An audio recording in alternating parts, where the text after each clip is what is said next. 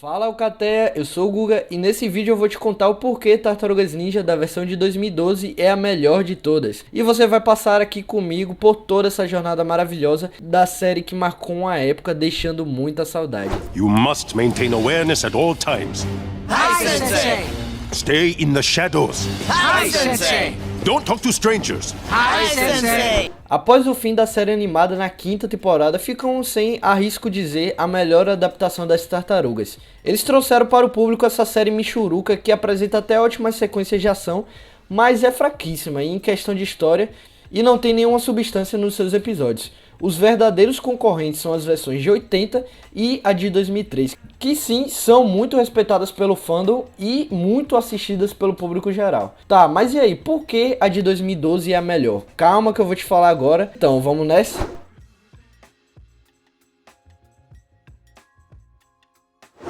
A animação em 3D no início foi alvo de dúvidas, por conta de perder em riqueza de detalhes em alguns frames do desenho, e se analisarmos friamente, realmente perde muito para as animações em 3D.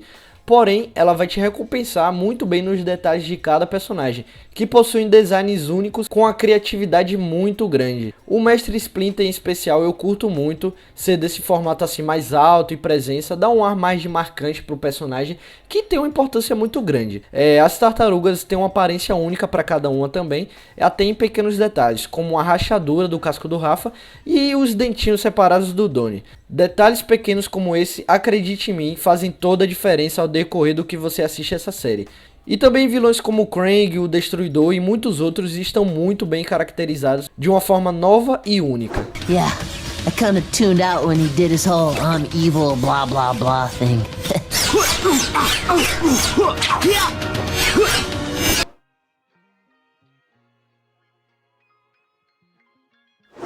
Então é inegável a forte inspiração dessa versão nas animações japonesas. Aqui eles são ninjas de verdade, não só na história, mas também em aspectos de animação, contendo cortes rápidos nas lutas, super expressões no rosto, olhos e gestuais. Tudo isso vai deixar um estilo muito interessante para essa versão, que por sua vez de 80 não tinha quase nenhuma conexão com essa parte mais oriental. Outro detalhe que eu acho muito interessante é que essa animação é uma mescla entre as duas versões anteriores, com o seu lado cômico muito presente como a de 80 que tivemos, e o seu lado mais sério e sombrio também muito forte como a de 2003, que por sua vez é mais inspirado na obra original das HQs, que na verdade são sombrias até demais, sem comparação. Se você pegar as HQs que tivemos lá na origem das tartarugas com os desenhos que vêm sendo apresentados pra gente atualmente, não tem nada a ver um com o outro, é uma violência extrema. So, you feel lucky.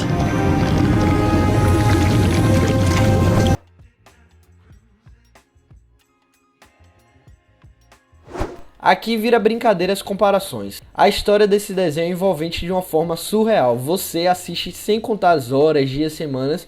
E começamos pelo diferencial que é o pilar de toda a treta, ser uma rivalidade de dois melhores amigos considerados irmãos. Então não tem mais anime que isso.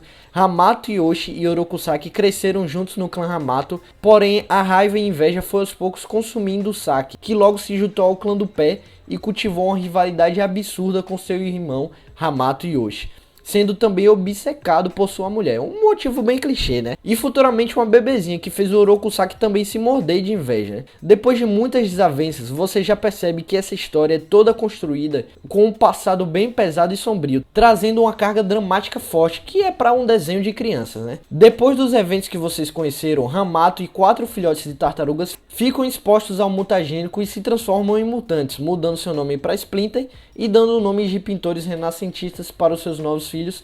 E então vamos para toda a nossa história principal. Crescidos nos esgotos de Nova York, esses 4 aprendem artes marciais com seu mestre, porém sem ter o objetivo de subirem à superfície. Mas é claro que adolescentes iriam quebrar as regras, né? Com o decorrer da primeira temporada, conhecemos os Krang, que dessa vez são uma raça inteira que controlam corpos idênticos ao modelo humano, inclusive não é o único modelo de boneco, já que essas gomas de mascar possuem vários droids e toda uma complexidade por trás. Temos também o clássico clã do pé com o Destruidor e seus ninjas, com a famosa Karai, tendo um passado mais sombrio e ligado aos protagonistas, sendo a filha sumida do Hamato, aumentando toda a treta do Destruidor com ele e as tartarugas. tartarugas, além de dragões roxos e outros mutantes. Na segunda temporada em diante, tudo isso se multiplica, tendo a adição de muitos e muitos personagens novos e que agregam muito para a história. Cara, cada final de temporada é realmente emocionante. Eu não consigo dizer se a primeira é a melhor, talvez eu considere essa a melhor, mas o final da segunda, terceira e quarta são também sensacionais. Acho que na verdade a segunda é a mais emocionante. O Léo enfrentando ali o clã do pé sozinho é coisa de louco. Além desse season final incríveis, temos vários episódios mais soltos que são bem construídos, com histórias que não são essenciais, mas sempre são interessantes, com muito bom humor, ou cenas bacanas de ação. O desenrolar da história com a ligação de cada personagem deixa tudo mais intenso e envolvente, e ao fim de cada temporada sempre sentimos uma sensação de satisfação e de que quase tudo foi entregue ali, pelo menos pra mim, né, na minha opinião. Krang, still no sign of turtles. Hurry, Krang. We must obtain the turtles for the one called Shredder.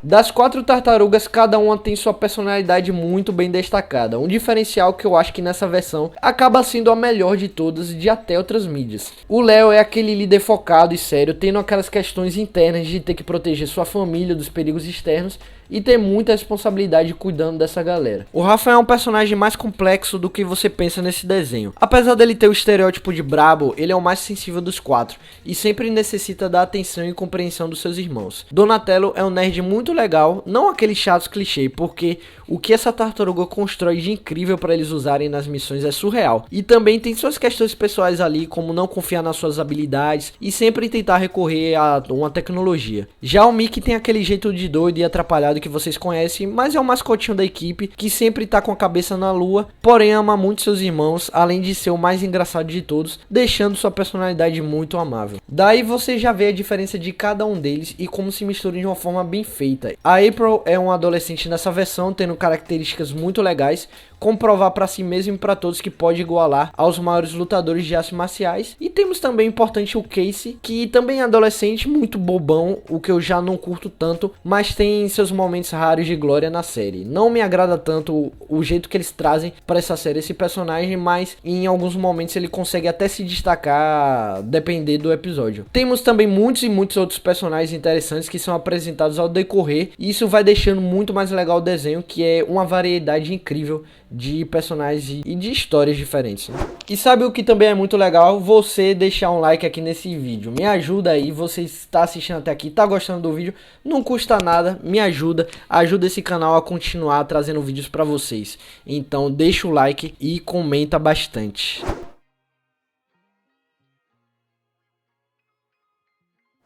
Velho, não subestime essa animação por seus traços até ver as cenas de ação. Temos episódios memoráveis nesse quesito, como já no início o icônico episódio 8 chamado Nunca Diga Nunca, que teve aquele quebra-pau das tartarugas com o Xavier e o Bradford. Inclusive o Xavier, que é um personagem brasileiro pra quem não sabe, luta demais e dá um show nesse episódio. Já começa mostrando as tartarugas juntas, que tinham que aprender muito, mas também tinham muito potencial, sendo os moleques bem habilidosos. Em seguida, os roteiristas não te deixam respirar e colocam um episódio chamado O Desafio, que Xavier e Bradford retornam, e não apenas isso, o Destruidor já aparece e trucida os 4 irmãos sozinhos, que com esse final é muito bom. Ver as tartarugas se defendendo como podem contra um inimigo nunca visto antes, e a imponência desse vilão deixa tudo mais dramático. E muitos outros exemplos, o final da temporada tendo o primeiro X1 do Splinter com o Destruidor e todas as outras lutas desses dois, o Léo contra o clã do pé inteiro, que é sacanagem, enfim, não falta exemplo pra te falar aqui. Tudo isso com uma pegada bem veloz de animação, muitas cenas épicas e dramáticas, inspiradas bastante em alguns momentos de alguns animes famosos.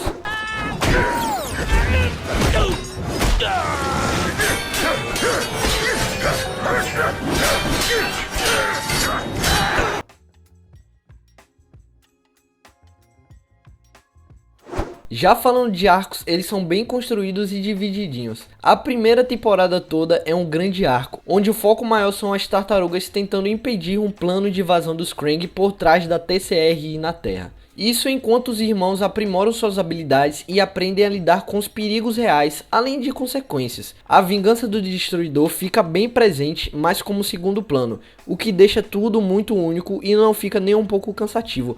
já que se mesclam os perigos até um breve momento onde os vilões se juntam. Na segunda temporada temos o arco dos mutantes, que se proliferam de maneira absurda em Nova York após a cagada que as tartarugas fazem derrubando todo o mutagênico na cidade. Muitas histórias paralelas e personagens novos e bizarros acabam surgindo aqui diante disso. Seguindo, tem um novo plano de invasão dos Krang em uma escala muito maior, sendo que os ninjas conhecem a dimensão desses aliens. E o clã do pé, em paralelo, intensifica o seu controle pela cidade por trás da máfia, como plano de fundo para a vingança pessoal do Orokusaki. E esse arco termina de forma sensacional, a cidade tomada pelos Krang e o Krang Prime, o Splinter dado como morto, o Léo amassado que nem purê, depois de uma luta intensa contra o clã do pé e o Destruidor, e a galera toda refugiada da cidade. Em seguida temos o arco da Fazenda, clássico arco da Fazenda, que nesse desenho é muito bem feito na minha opinião, e eu gosto muito particularmente. Temos muito episódios de terror, então é uma característica desse arco que traz essa pegada um pouco mais de terror, um pouco mais sombria para muitos dos seus episódios, que eu amo por gostar muito dessas histórias mais macabras e filmes de terror.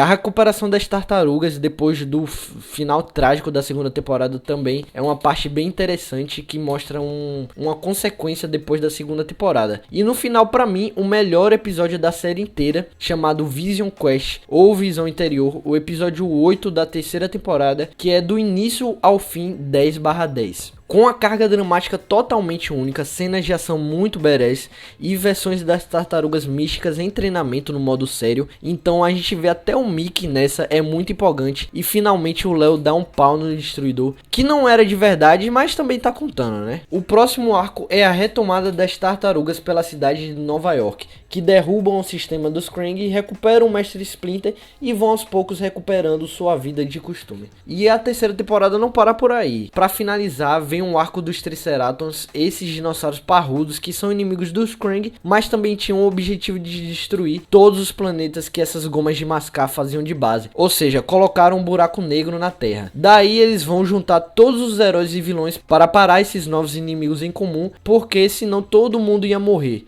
Mas aquele filho do cramunhão do Destruidor mata o Splinter na hora H e todo mundo morre com o planeta. Todo mundo, vírgula, porque o robô Fugitoid chega pra salvar ali a galera das tartarugas. E esse final de temporada novamente é dramático demais e muito épico. Vai te emocionar pra caramba. Continuamos com outro arco famoso, que é o arco espacial, onde as tartarugas voltam no tempo para tentar salvar a Terra da destruição e se aventuram em várias maluquices no espaço com um monte de lugar em personagem novo. É um arco que tem seus altos e baixos, com alguns episódios muito bons e outros mais mornos ali, na minha opinião. O Rafa se apaixona, a galera se mete em um monte de rascada atrás das peças do gerador do buraco negro, e no fim do arco vemos uma batalha de duas versões temporais dos nossos heróis e recuperam a Terra, avisando a tempo pro Splinter não deixar o Destruidor golpeá-lo. No final da quarta temporada, o Destruidor tá acamado depois da surra que tomou e as gangues de Nova York ficam loucas para ocupar o lugar dele. Nessas confusões, a Karai assume o clã do pé, sendo que já estava mais pro lado do bem. A April finalmente se torna uma Kunoichi, porém com seus poderes à la Jean Grey, com um episódio que remete muito à época de Fênix Negra. E também tem um episódio com um super monstro tipo Godzilla que vem atrás do seu filhote que o Rafa leva pra Terra. O ponto alto desse arco é o Destruidor se recuperando à base de mutagênico na veia e se transforma no Super Destruidor, fica monstrão de verdade. O bicho chega num nível imparável e já não tinha ninguém para derrotar ele. Então o encapetado chama o Splinter para o X1 final para jantar ele na porrada, que depois de muitas provações e no penúltimo episódio emocionante, Requiem morre pelas mãos do Destruidor, que depois joga ele pelo alto do prédio. Isso para um desenho é pesado, muito denso, e ele morre definitivamente. No último episódio, então, temos o sepultamento do mestre e a vingança irada das tartarugas, que se vestem todas de preto, que fica muito massa no visual, e invadem a nova base do Destruidor para acabar com ele de uma vez por todas. No final, o predestinado Leonardo sozinho é quem deve acabar com o vilão e vinga o seu pai. O final dessa temporada é muito boa e se torna bem memorável por conta dessa dramaticidade toda. Já na quinta temporada temos um amontoado de histórias paralelas e os fãs nem chegam a considerar canônicos, como arcos como o Demônio Cavaxas, que é bem legal, as Tartarugas de Samurai, eles em formatos de filhotinho quando o Splinter os criou, e o crossover genial com o desenho de 80, entre alguns outros. Um que chama a atenção é o arco inspirado em Mad Max, que é 50 anos no futuro, um futuro apocalíptico, onde todas as tartarugas e a humanidade possuem uma história trágica nesse seu futuro, e passa por volta do reencontro desses irmãos. Na teoria esse seria o final de toda a história da série, mas sinceramente eu fiquei bem decepcionado pelo rumo que tomaram de pular 50 anos da história que os fãs acompanhavam com tanta paixão e dar finais tão tristes para os personagens tão queridos. Então você tá ali acompanhando esse desenho há tanto tempo e do nada em um episódio pula tanto pro futuro com alguns outros mortos e versões diferentes dos personagens que a gente tanto gosta, né? Então a maioria das pessoas acabam considerando canônico o final emocionante da 4ª temporada. Shredder is finished. Se vocês quiserem, eu posso fazer até um vídeo contando a história dos melhores episódios ou melhores lutas dessa animação. Sem dúvida vai ficar marcada na sua geração como uma adaptação muito sincera e bem feita desses heróis que nasceram com um tom muito sério e violento ali nas HQs, mas passaram por uma fase bem infantil e cômica que deu certo, mas em 2012 chega a mescla perfeita de todas as versões. Na minha opinião, essa é a melhor leitura de todas as tartarugas. Se vocês deixarem aqui, eu faria um vídeo de 2 horas só falando disso, que é uma série que realmente me marcou muito e tem vários pontos que chamam a atenção e diferenciam ela de todas. É uma série que realmente ela foi cancelada, mas tem vários fatores que deixam ela muito incrível. Então é isso, galera. Obrigado por todos vocês assistirem até aqui. Se você chegou até aqui, comenta, cheguei até o final ou qualquer outra coisa, se tiver uma opinião diferente. Se você gostou do vídeo também deixa um like que vai me ajudar demais. Valeu, falou, tamo junto.